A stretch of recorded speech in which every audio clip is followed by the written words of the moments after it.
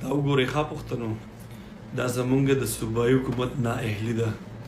نن دا کم کسان چې دي که نه دا خپل مرګ ته په دغه ځای کې ولاړو او دا ټول دغه راغی د سیلاب راغی او دا ټول یې ویوړل.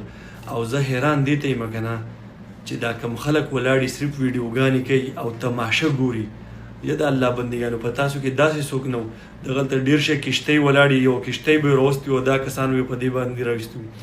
او بله خبر دا ده چې زمونږ د صوبایي ګورمنټ چې څونه هم ایم پی ایګان دي که نه او که ایم این ایګان دي هغه صرف خپل کرپشن ته خپل کور ته او دې ته یې کار ویلی دی بس چې زه برابر وی نور خلک په تندر مه ولی.